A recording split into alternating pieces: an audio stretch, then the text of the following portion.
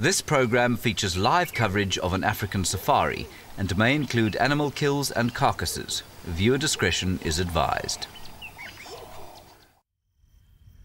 Hello everyone and welcome to the Maasai Mara Triangle in Kenya. We are sitting here with hyena cubs. My name is David and this is safariLIVE. This is so exciting. We've managed to find the Sausage Tree Pride. Look at this last dash. This is amazing. Look at that incredible strength. 20 seconds. Here come the cheetah. Unbelievable stuff. I'm just keeping my head on a swivel. You never know what's going to happen next in these situations. Standing by. Can you believe this?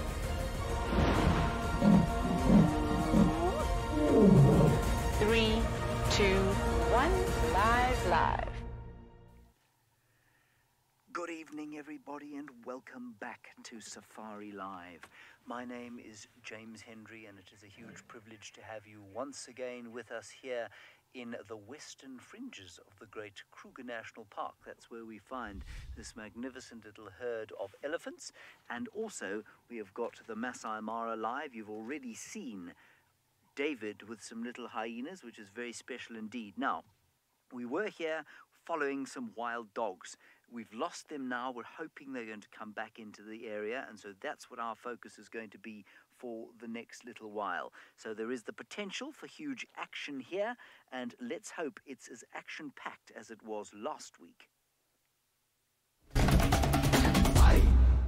Last week on safariLIVE.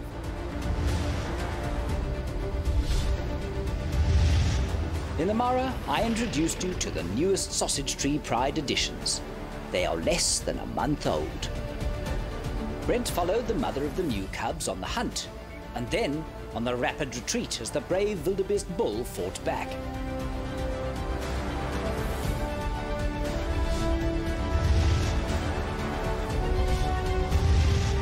Down in the western Kruger, Jamie tracked the old Duke of Djuma, and we learned of his impressive pig hunting skills. Sydney had one of the most intimate wilderness experiences, walking with Hosanna. And as the sun set in South Africa, Tristan absorbed the peace and majesty of an elephant herd in the twilight. Good afternoon or good evening and welcome. As you can see, last week was a truly spectacular affair of various wild animals. Now, my name is Jamie, and this evening Craig is behind the camera. And as James has explained, we're coming to you live from Djuma Private Game Reserve, which is in the Greater Kruger National Park area of South Africa. Because this is a live safari, what that means for you is that you can send through your questions, and you can do that using the hashtag safariLIVE on Twitter, and then we will be able to answer those for you in real time. Those of you in Johannesburg have apparently been experiencing lovely weather. Us here up in the Lowveld of South Africa have had 2 solid days of pure drizzle, and it has been somewhat chilly, and as a result the animals have been somewhat absent. Now, while we go in search for something exciting to show you, Brent had a truly exciting experience in the Maasai Mara quite a while ago.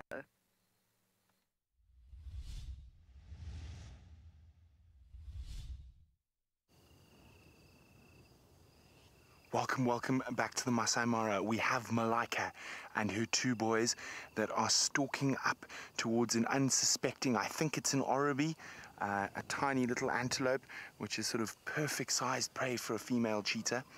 It is grazing away. She's not too far away from it now. We're going to stick with her, and it is an oribi indeed. We're going to stick on her. My name is Brent, Craig is on camera, and this is a live cheetah hunt from the Maasai Mara in Kenya. So there we go. That is Malika and her 2 young male sons that are stalking this unsuspecting little antelope at the moment. Now, what we've done is we've parked on the other side from where we think that little antelope's going to run, so they might run right past the front of us. Now, if you hear a few swats, that's me just trying to get rid of the immense amount of flies that are buzzing around my head at the moment. So they are only about 50 or 60 meters away now. Now, it's always incredible, I find, with a lot of the little antelope species. They almost seem to have a sixth sense when they're being stalked by something feline.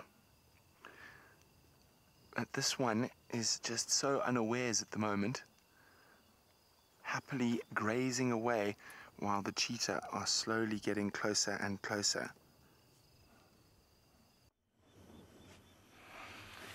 Here are the sausage tree pride quenching their thirst. They have left a carcass that they were supposed to continue eating, and they have left it. My name is Isaac, and on camera is Big James. We are on IR, and that's why the pictures look black and white, but it is very dark, so we're using a special camera. Yes, they're all here, and they're having a drink. These are all 5 females and the 3 cubs, and I'm sure they're heading towards the cubs, so I'm sticking with them, and hopefully they will lead me there. I'm very excited because at the same time, the new mother, who is Kinky Tail, is here, and she might lead me to her new set of cubs. That's her, I think. She's stretching. She just woke up. She's granny, you can tell, she's not very happy. That is Kinky Tail. You can tell the kink in the tail. See that? We know her by that.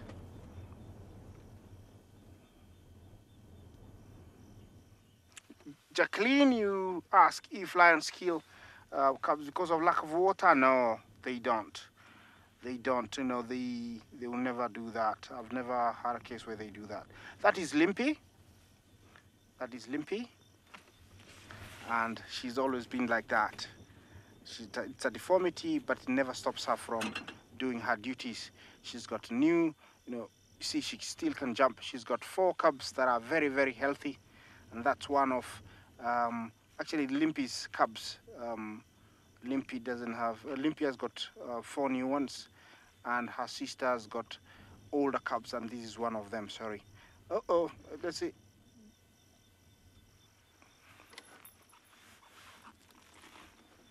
Okay, while they're gone, I'm going to try and reposition. I'm going to send you to Steve, who had an interesting encounter with a wildebeest. Good afternoon and welcome, ladies and gentlemen, to the Mara Triangle in Kenya. We have found the Owino Pride, and one of the adults here. We found the pride on the side of the road. They are on a kill of some sorts. I'm thinking it's a wildebeest, and this very young wildebeest is coming very close. It's possible he's lost his mum to this pride, and well, I'm sorry to say it, folks, but the way things are going, these lions are probably going to take it down. We're going to stay right where we are. The Owino Pride comprising 2 adults and 3 youngsters. Spent a lot of time with them last night. And she's really using the cover of the road. Using the cover of the road there to get some nice sort of shelter. She's probably going to go in. The youngster's coming closer and closer. Stay with us, folks. Anything could go on right now. You stay with the lioness there, Jean-Joel. I'll keep you informed about distance, if you like, with that young wildebeest. And you can tell by her approach, the young wildebeest is completely unaware. She's clearly coming to look for her mum. I've seen this many times before. Youngsters, not necessarily wildebeest, but youngsters coming to look for mum, going back to the last place they could smell her, or the last place they remember seeing her. Look at that. Watch out, folks. Welcome back live to the Mara Triangle, and as you can see, our hyenas here, all these cubs, don't look like the normal hyenas, and as Isaac said earlier, it's because it is dark here, and in Kenya we are 1 hour ahead of South Africa, and that's why they look black and white. So these cubs are always very curious, and you never know. Should anything happen now, like lions coming close, we might have some interesting drama. So don't go away, because we'll be right back after the break.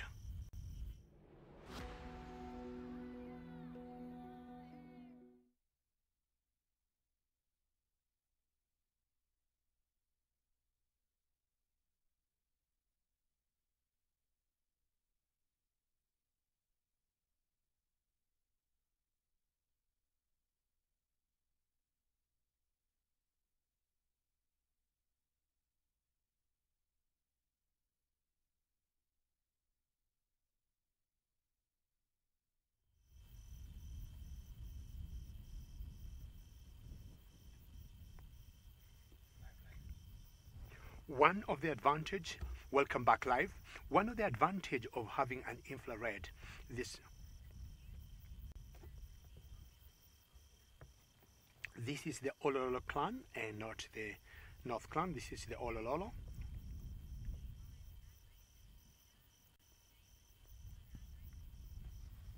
So we couldn't access the North clan, so we ended up catching up with the Owino clan, which is equally good.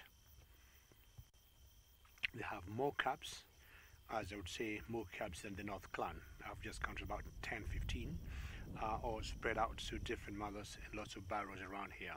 This is very exciting to have all these cubbies here, and because it's cool, the temperatures just went down. They're out and about playing. And then later on, I'm sure they'll go in the dance as it gets much darker or much late. And of course, inside the barrows, it will be much warmer. So we've got a number of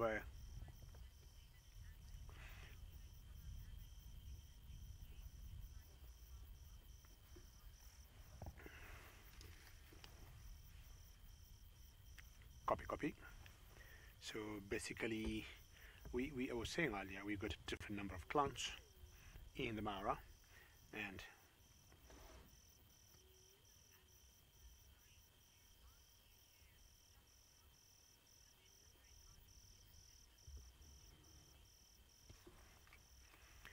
copy. Umesikia hiyo kustrap safi bro. Yeah, tukitoka break. Nikishasema nitasema welcome back live kuja kwangu, si ndio? Reintroduce, yes. Alafu nitaplay kwa clip.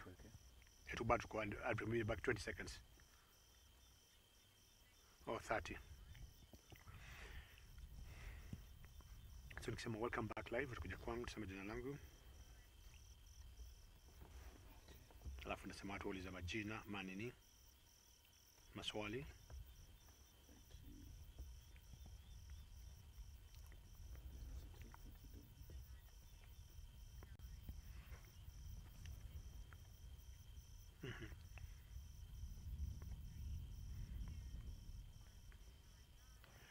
Welcome back to the Mara Triangle in Kenya. I'm still sitting here with the hyena cubs, and for those of you who would be joining us now, my name is David again, and very nice to have you on board with us. Now we're coming to you live in the Mara Triangle in Kenya, and what we have are some cubs here of hyenas, and we got different number of clans. You know, a group of hyenas would call it a clan. We got different clans in the Mara Triangle. This particular one here is called the Olololo, and I'm sure all of you can say that after me. The Olololo clan, and they got so many cubs, and because it's cool now, they are out here just enjoying themselves before it gets rather late and dark. But I got some surprise for you, because I'll take you across to South Africa, because my friend James Henry got some interesting predators. Hello everybody, we've got very lucky indeed. We have got the wild dogs in front of us. It's just a little difficult to see them. I'm going to stop quickly so you can have a quick look, and then we'll carry on moving. There they are. Africa's second most endangered carnivore. Wonderful stuff. And great to show you them on the hunt as dusk falls. Now they are known as diurnal hunters, but they are much more likely to hunt at dawn and at dusk, and it is now dusk. and they are hunting through this woodland. It is very thick woodland, which makes for quite a difficult sighting, but it's still great fun. There's nothing more exciting than a pack of wild dogs on the hunt. There comes one now. The rest of the pack is going down through this area, and I can just see a few glimpses. There we go. There we have them just trotting along. There we go. You can see what they're trying to do here is flush out something like a scrub hare, or maybe a duiker or a steenbok. There they go. It's a great misconception that they are a coordinated bunch of ruthless hunters. Yes, they can be fairly coordinated, but most of the time in this area, they are very kind of shotgun in their approach. Sorry for the bumps, sorry for the scrapes, but that is just what it is, following wild dogs. Mark, I'm afraid I missed your comment. Let's have it again. There, they're chasing something up ahead, going right and in front. Whoa, little stump. Yes, indeed, Mark, very nice to see wild dogs. Very exciting all the time. Good, they're going out into a clearing now. We should have a good view just out in front here. There we go. I'm afraid we have got the rain roof on because the weather has been foul, as Jamie was telling you a little bit earlier. So they have this shotgun approach to hunting, where they'll all just kind of go in all different directions. And whoever gets lucky and catches something, if the rest hear, they'll come and share it. Otherwise, they often get split up during the hunt, and that's why they've got those huge ears. Those enormous ears help them to find each other after the disturbance of a hunt. Okay, we've got a nice road up in front of us here, which means we should be able to keep up with them quite nicely. Righty, this is not the only sighting we've ever had of wild dogs. We've followed a number of packs here over the years.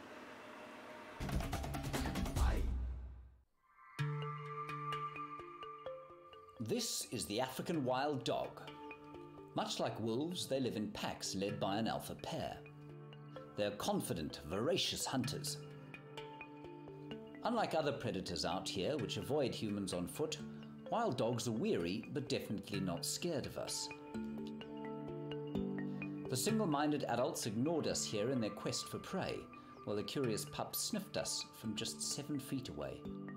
This incredibly rare sighting of the pack on foot left me with a grin on my face for days. New research shows that wild dogs hunt in a haphazard fashion, but that they eat far more per chase than most other predators. When they catch their prey, wild dogs tear their meal to pieces in a seemingly vicious fashion. The prey, however, probably feels nothing, the adrenaline-fueled shock rendering them senseless.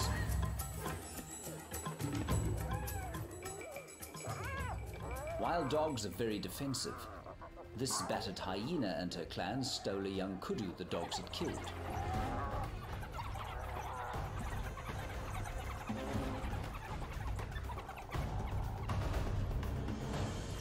They may be playful, but this endangered species is a wilderness force to be reckoned with.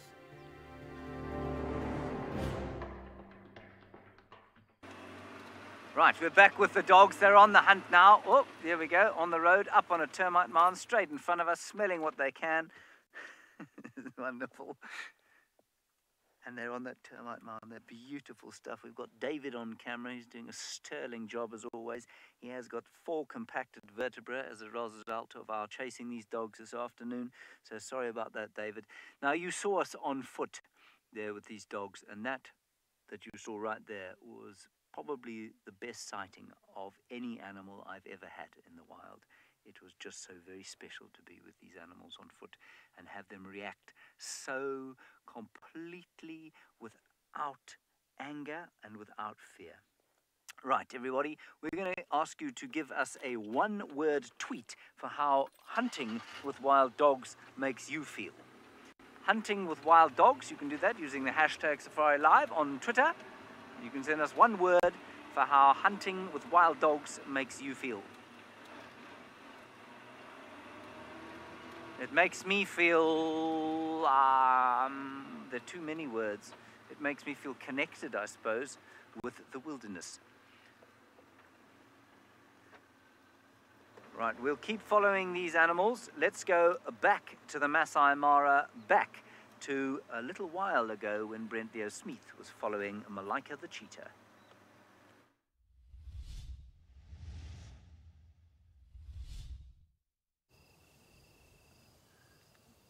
So there are 3 cheetah here, a female and her 2 boys. The boys are getting quite old now, but they're going to still hang around with mom for a bit longer. Well, the cheetah have stopped for a second. They're sort of weighing up their options as they get closer. How close do the cheetah need to be before they give chase? Well, that's completely dependent on each individual scenario and what animal that they are hunting. With something small like an oribi, which is very, very fast, they need to be quite close, probably about 30 or 40 meters. They're getting within that striking range now, but they're showing a good bit of patience at the moment to wait for that exact right moment to spring up the attack upon the oribi. As quite often happens, it is a patience game. Where's the 3rd cheetah, Craig? Still there. Oh, there we go. She's going. There she goes. She's after that tiny oribi. Oh, it's gone the other way. It's gone in towards the little boys. I think it's... Oh, no, they've got it. Now, hold on, everyone. We need to get in there. Hold on. Oh, no, it escaped. Sorry, Craig. But shame. There we go. They've got it. She let the 2 little boys... She's letting the boys practice. She's letting the boys hone their hunting style. Now, this is very, very common of cheetah. So for sensitive viewers, please be warned. Okay, Craig, I've got to move. The other cars are going to drive in front of us. Hold on, everyone. So here is the other coursing predator. Welcome back live. We're sitting with our pack here, and they are still running around trying to decide if they're going to hunt anything. Now, it is, of course, the other coursing predator, I say, because cheetah are also coursing predators as opposed to stalking and ambushing predators like the cats, or like the other cats, the leopards and the lions.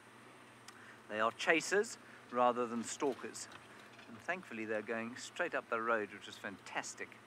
Now, Ginger, you're wondering about the speed of one of these wild dogs. They are pretty good, pretty fast. I'd say they probably run at about, maintain about 60 k's an hour from time to time if they're very lucky. Very difficult to measure the actual speed that an animal is able to run. Probably about 65 sometimes. This is just magical stuff as the light starts to fade here. We probably won't follow them after dark. Georgia, your one-word tweet is wild. They are wild. Look at this little thing here. That is just beautiful. There they go into the woodland. Darkness is coming, as I say. Right, we're going to go away for a short break, everybody. We are not going to go anywhere but after these dogs on the hunt. So please don't go anywhere. Come back and join us on the hunt shortly.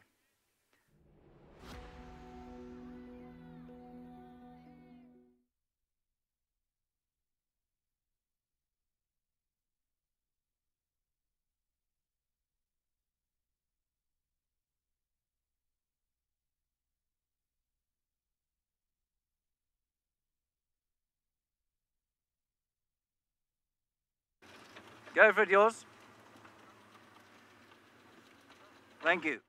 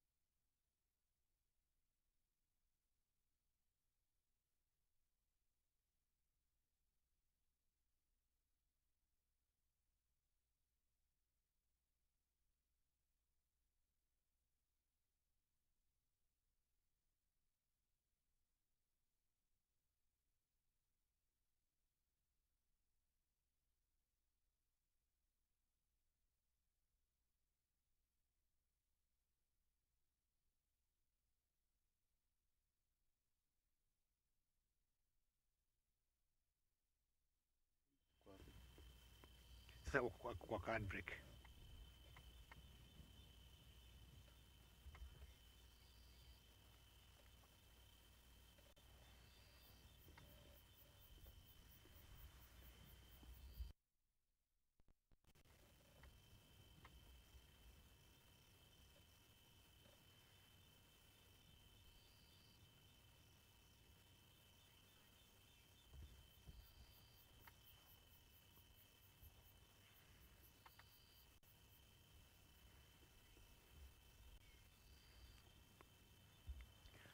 Welcome back live to the Mara Triangle in Kenya, and I have no reason to leave these hyena cubs here.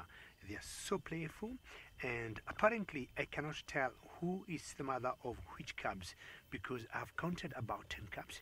So that one particular one is trying to go to the den or trying to catch up with a bigger cub, maybe to be a bit playful. And remember, should you have questions, you are more than welcome to ask us questions. Should you have any nice comments, you're welcome to send them through #safariLIVE on Twitter. For those of you who could be joining us now, my name is David, and I'm very excited to have you on board. Well, apart from these hyenas we're watching here, we got other predators that we call lions, and there's a particular pride of lions here that's called the Owinos, and my friend Steve was following them sometimes back and will tell us how good they are when it comes to hunting.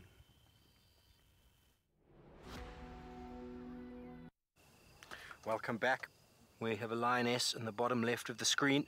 She is busy stalking a very young, sort of 5-6 month old young wildebeest. We found this pride. It is the Owino Pride, and we found them on the side of the road with what seems to be an adult wildebeest kill, and it's possible that this youngster is coming back to try to find out where her mum might be. The adult lioness that you can see, you can't really see anymore, but she's hidden from view. She's moved in very quickly, seeing the individual is on its own. I'm not going to take our eyes off the action for now. This is incredible. We've just arrived in the scene. I saw this young wildebeest coming in from the left, completely oblivious. It's probably too young to really think about the threats happening right now. Lots and lots of excitement. That's what wild dogs do out here. When you are doing a live safari, absolutely anything can happen and anything can change. I'm sure that these impala here on a clearing are very grateful that for now the wild dogs are absolutely nowhere near them. We're sitting here watching them because we've become very familiar with this particular herd. They live right outside our camp, and we've been watching them as, of course, they have gone through their birthing season. And what's beautiful about this is that we actually have a couple of toys that we can use to watch the animals as it gets dark. For example, the FLIR thermal camera, which allows us to pick up on the body heat of the animals. Now, that, of course, makes life a great deal easier once, because we are now not able to view these animals in color. So we are viewing them in a completely different way. And you can see the size difference there between the adult impala and the little lambs. Now, one thing that I've noticed while I've been sitting here is that there are a couple of females who have become separated from their offspring, and they are calling frantically. It's a strange sort of, almost sounds a little bit like a burp. It's a burping sound that I can hear off to the left of me. I'm just going to move ever so slightly because I think there's going to be a reunion. I can see the rest of the herd moving in from the left of me. Now, of course, it's a terrifying thing being an impala mother. About 50% of the babies will not survive. Now, there's all sorts of predators out here. And while I double check and see exactly what's got these impalas so nervous, they're now alarm calling. While I search for that, off you go to find out how Malika's hunt played out.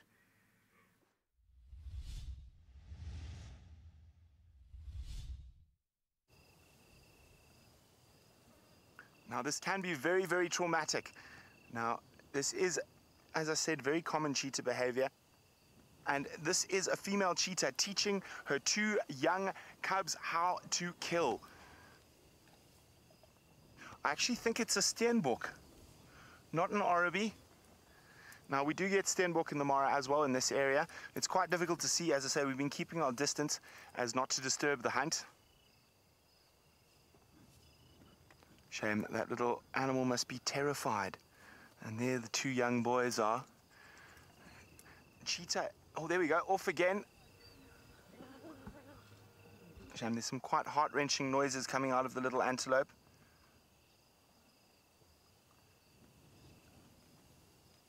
Okay, hold on.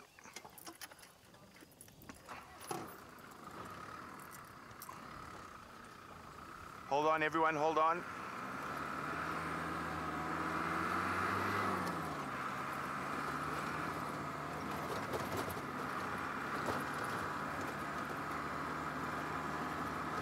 So, cheetah are really the only of the big cats that will really teach the cubs how to kill. With lions and leopards, it's more, they rely more on instinct. Now, it's not to say that cheetah don't have the instinct. It just seems to be a phenomenon with cheetah that they do this. Yes, I have followed this Sausage Tree Pride, and they have walked quite tremendously, quite a long distance. They have they've walked a long distance all the way here, and here is Mitty and one of the older cubs. They're grooming, they're licking each other. Kinky Tail went down the lugger and then she came back, so I don't know if this is where the cubs are, but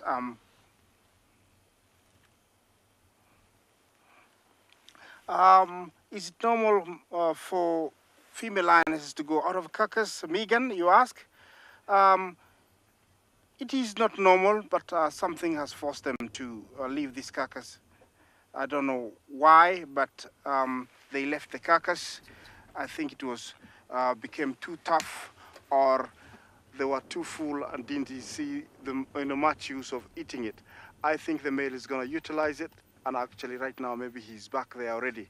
I wanted to follow the females to come here and see if we could find Kinky Tail's cubs.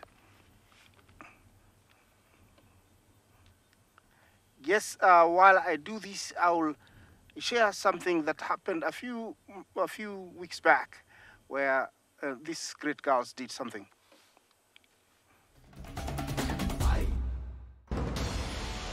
As the migration herds recede into the Serengeti, the Sausage Tree Pride must revert to more dangerous prey. This was a hunt for the full team of 5 lionesses. First, they singled out a victim, panicking the herd and breaking their united front. Taking care to avoid the cows' raking horns, the experienced pride set to exhausting, injuring, and eventually flooring their victim. Once she was down and her muzzle being crushed by powerful canines, the outcome was certain. Or was it?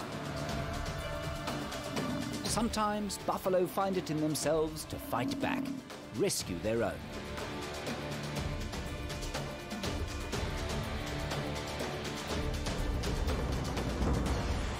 The Sausage Tree Pride slept hungry and humbled that night.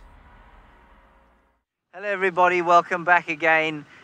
Welcome back live again. We left the wild dogs for 2 reasons. One, they went into some really thick bush, and the other is, you can see it's now dark.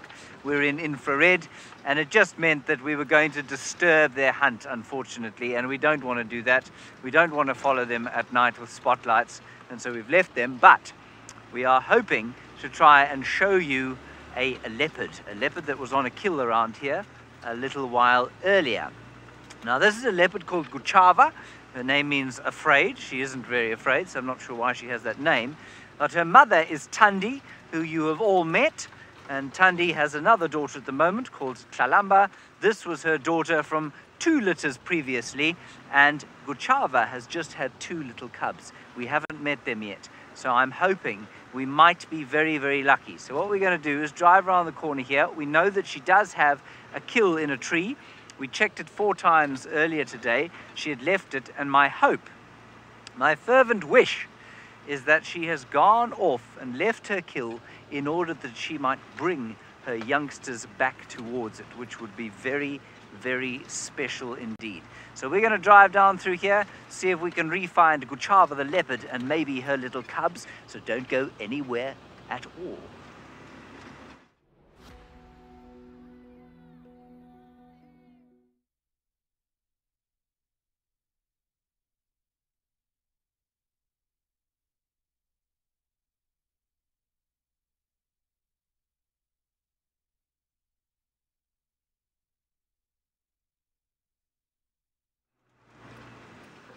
All right, everybody.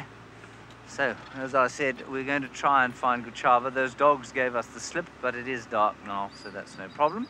Now we must try and find a nocturnal predator. And won't it be wonderful if we can find Guchava and her 2 little ones? As I said, we did check, most of you would have been on drive with us the whole time, but we did check this area a little while earlier, in fact, a few times, but we didn't have any luck. All right, let's go back across to David in the Maasai Mara with the cubs.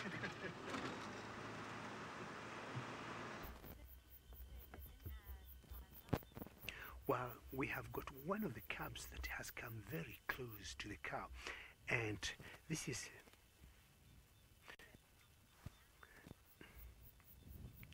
very interesting. She's just very curious and not sure exactly what she wants or what she is thinking.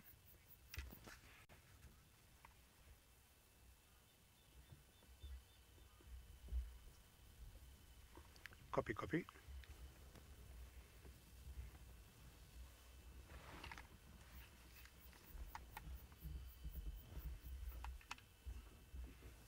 Turudi kwa den. Kwa den pia kuna kitu. Katuna kaka moja, uzu mbili.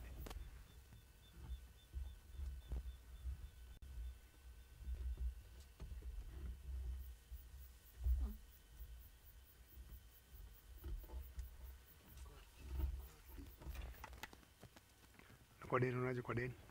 Ile ni better kari. Ama yeah, that's worse. Kuna huyu moja hapo. Na kuna kalona kale. Kale. Unaona hako? Unapomulika? Hako kana mbele yetu. Unaona kana kwa shimo hako.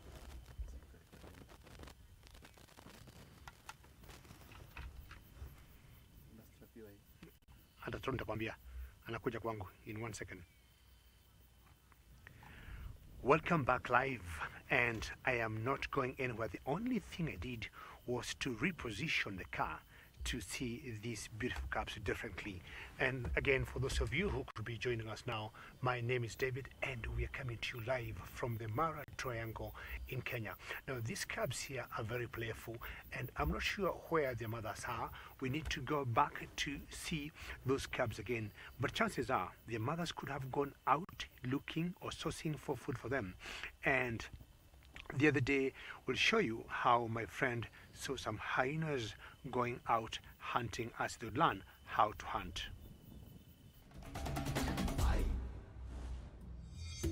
The spotted hyena is maligned as a thieving scavenger. These massively intelligent predators are misunderstood. They are cunning, cooperative opportunists and hunters. Built for stamina, they lack the speed of the cheetah or the stealth of the leopard. Their tactics are clever, yet brutal.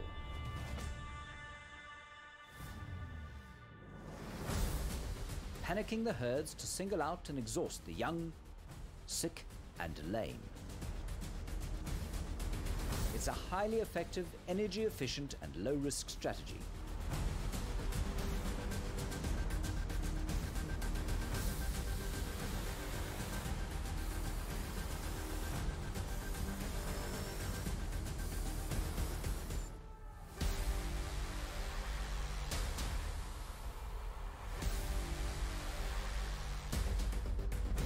Once the prey is selected, there is no mercy from the cohesive clan.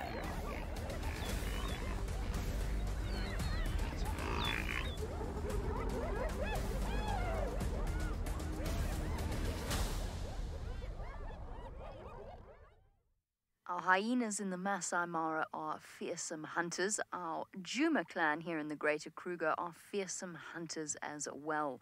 And we're back live with an animal that is definitely not too large for a hyena. You're looking at it through the flare, which of course picks up on the body temperature of the animal. So we've got wildebeest standing out in the open clearing.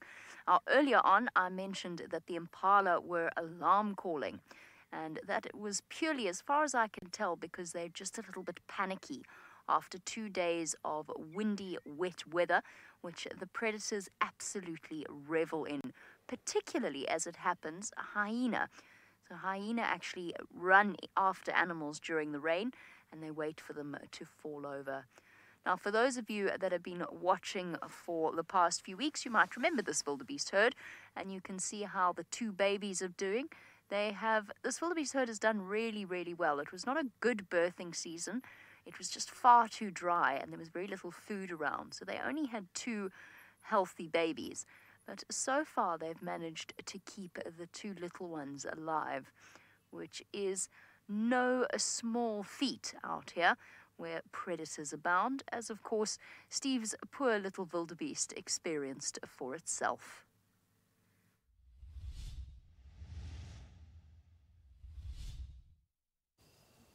The whole objective of the wildebeest being born the way they are is to be able to run as fast as the adults, pretty much from birth. Within minutes, 10 minutes or so, they're able to move. Here we go, watch it. Oh my word, look at that. That is extreme speed. Now, is another lioness in wait on the other side here? I'm not sure. Yes, on the road. On the road. Here she comes. Oh, she's too quick. Running towards the other lions. Oh, they're in the right position. And does that answer your question about the speed? That wildebeest is absolutely motoring. That was incredible. My heart is in my mouth. Well done, young wildebeest. Phew. Take a deep breath there. And as I hope that answers your question about the speed of a wildebeest. I think that lioness was a little bit too cocky there. Could have maybe given it another moment. The young male, that one there, who burst out of the scene right at the end, was really not well placed. He didn't do too much, did he? The 2 adults, though, well, they're going to spend some time catching their breath. Well done. Thank you for joining us all, folks. This was a remarkable little stint.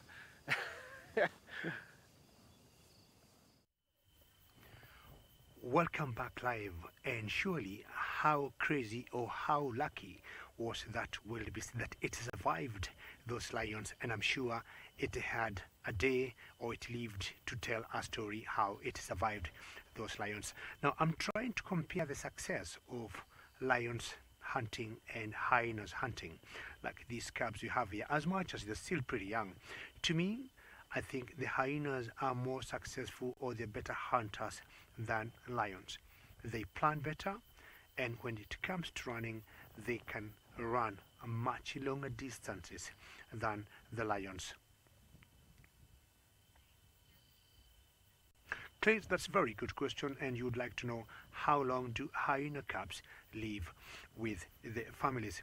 Well, just to let you know, hyenas are very matriarchal, and matriarchal I'm talking about, we got females being the dominant sexes, the dominant species of the dominant sexes in this particular species of hyenas. So females are in charge, and any female member or any female cub that's born in this family will remain in this particular clan all their lives. Most of the males at a particular age, they'll be shown the door by the females, and they're going to have their own life. So female cubs will always remain in the clan, but chances are most males will always leave the family and go forming their own clans or going to join other males elsewhere. I can tell you for a fact I'm not going to leave here. Remember, prepare questions and comments. Send them through hashtag safariLIVE on Twitter. And my friend Jamie got a huge mammal in South Africa. Here we are again, everybody, in the darkness of Owino Private Game Reserve in the Western Kruger National Park. We have not managed to find our leopard. We found her kill. It is lying like this in the tree. But there's no leopard there with it, and nor are any of the cubs. But we have found a very celebratory elephant, and I call it a celebratory elephant because, well, for an elephant this time of the year in this area is a carnival. And that's because all of the marula trees under which this chap is sitting are in fruit. And so you can see him daintily picking up all the little yellow fruits underneath the tree. Now, as a young bull, I'd say he was probably just about 20 years old. And so he's just getting used to living on his own. He could join up with other young bulls from time to time, or with a much older bull who would be a sort of mentor to him for a while. But most of the time now, from here on until his last marula fruit, which will probably be around about the age of 60 or so, he will be all on his own. And I know that might sound a little lonely, but it's what they like to do. It's their choice. He's a beautiful chap. Look at him. Kat, you're wondering about colours in safari and if there are any colours you should avoid wearing on safari. Kat, other than bright white and luminous fluorescent colours like sort of luminous yellow or pinks or very, very bright greens, no, not really. What is interesting though, and I'm going to tell you this as I drive because I'm just going to try and get a little bit closer to him for us. What you find is that there's a great sort of misconception around bush fashion. And a lot of people buy khaki clothing to come to the bush because they can't imagine that you could ever come to the bush in anything other than khaki clothing. But you know, animals, of course, are largely colorblind. How's that, David? Is that all right? And that means that as long as the clothes you wear don't reflect a lot of light, well, then animals aren't going to react to it. But if you wear bright white, then the light will reflect and the animals will see it. Actually, I think the best color to be is exactly the same color as this elephant, and that is gray. A deep gray or lightish bluish gray seems to be the most difficult color. All right, we're going to stay here with this elephant to see how many marulas he can eat in the next little while. You don't go anywhere. Go and get yourself a marula beer.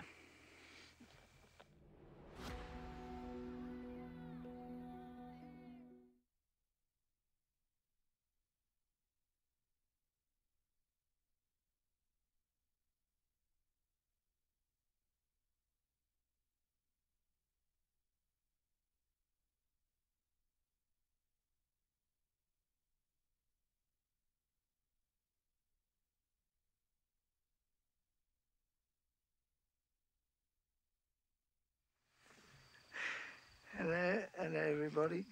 David started laughing again. I don't know what it is. He thought my admonition to go to tell our viewers to go and get a marula beer was very amusing. I thought it was quite good. It wasn't meant to be comedy, David. Oh well. David, I can't possibly concentrate on delivering a polished television performance with you cackling away in the back. Phew. Anyway, there we are with our young elephant bull, and he is enjoying his marula fruits. And scratching his ear. What's so funny now?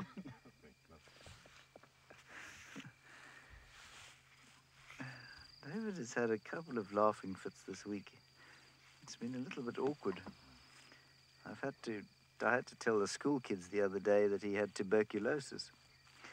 All righty, let's go back up to David, who is still with the cubs.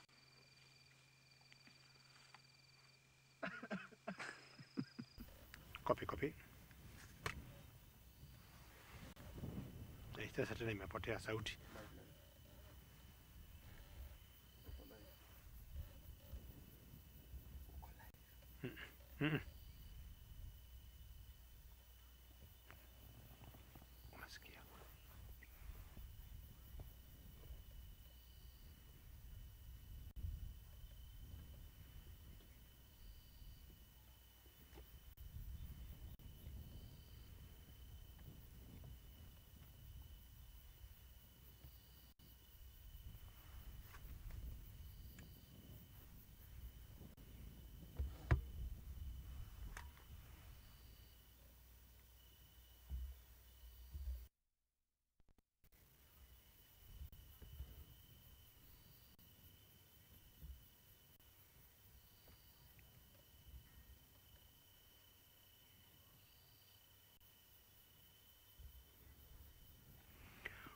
Welcome back live to the Mara Triangle, and these cubs are still playful as ever. You can see through the grass there that it's just moving a little bit because it's a bit chilly and it's a bit windy, which is a good sign for the cubs to be out and enjoying this cool breeze. For those of you who could be joining us now, my name is David and we're in the Mara Triangle, and we've got a clan of hyenas that we call the Owino clan, for those of you who may not have known what clan we are following or what we've been watching. And the cubs have just gone right inside that den. So one of them is coming out, looking at us. Many people have always thought hyenas are bad, they are thieves, you know. And in the end, thank you very much. And you say hyenas are adorable. You might have gotten those words in the end out of my mouth because of just saying people have always mistaken hyenas to be ugly animals, to be thieves, to be doing wrong things, to be stealing other animals' foods. No. Apparently, hyenas, I would say 70% of what they eat, they hunt themselves. Is only 30% that they scavenge. And I was talking earlier of their success in terms of hunting, and they are very, very successful in terms of hunting. Well, I would say they are more successful because my friend Brent sometimes back was watching a cheetah by the name of Malaika hunting, and let's have a look. So there we go. Unfortunately, the little antelope is still alive. I would say this animal isn't feeling anything at the moment. It is in total shock. And again, for sensitive viewers, please be warned, this is quite a graphic sighting, as often happens with a female cheetah with sub-adult cubs. Malaika is an adult female. She is a very successful mother for the Mara. There's a lot of mortality amongst cheetah cubs, so she's done very well to get these two boys to this age. Says she's almost 10 years old, so she is quite an old cheetah. Now, cheetah normally have quite a young lifespan. Now, you can see she did the main hunting there. That's her walking towards now. And you can see she's breathing quite heavily. Is she coming to finish the job? No, see, she'll let the boys do it. There we go. Let's hope this is the last time. Now, she's got her head up. She's keeping a look around. This area has got a high density of lions and hyenas that would come and try steal this kill from the cheetah family. There we go. It finally looks like that young male's got a proper grip around the esophagus. Now, a lot of people tend to think that it's the teeth that do the suffocating. It's actually not. There's a special gap between the premolars and the molars, and the canines anchor, and then that gap actually pinches the esophagus closed. Now they're actually carrying it straight towards us at the moment. But as I said, I'm pretty sure this little antelope is in complete shock at the moment, and it's probably not feeling anything. Oh, it's nearly there. It's nearly there. There we go. I think that should be it.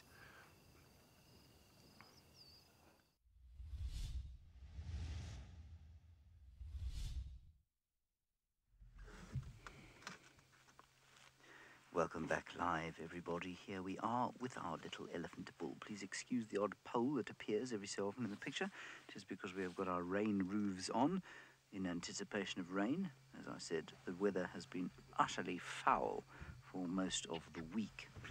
Gorgeous elephant we have there, and I think we're going to spend a little bit of time with him appreciating the peace of elephants, especially at this time of the night. Let's go back to him now. And I'm just going to be quiet for the next 20 seconds or so.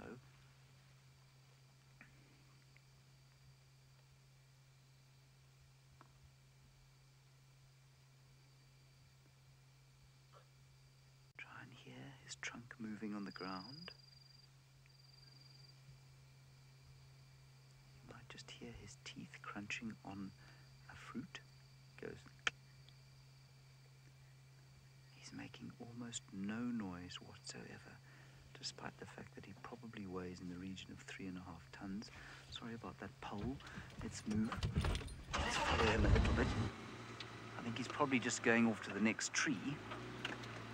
We don't have too long left for our show. It's a pity that he's decided to do this. Just a minute. Come on, Mr. Elephant. Let's see if we can get round him. He's being tremendously tolerant. Many of you asking if elephants get drunk on the marula fruits. No, it's one of the greatest fallacies ever perpetrated by guides and people, not very clever people around the wildlife arena. And we know they don't get drunk because they've worked out that they'd have to eat probably about 10,000 of them to have the same effect as one beer. I'm afraid he's wandered off and we can no longer see him. Oh, he's disappeared into the bush there. All right, everybody, that's going to be it from this wonderful safari. Thank you for joining us. We'll see you same time, same place next week. Until then, stay safe and happy wherever you are.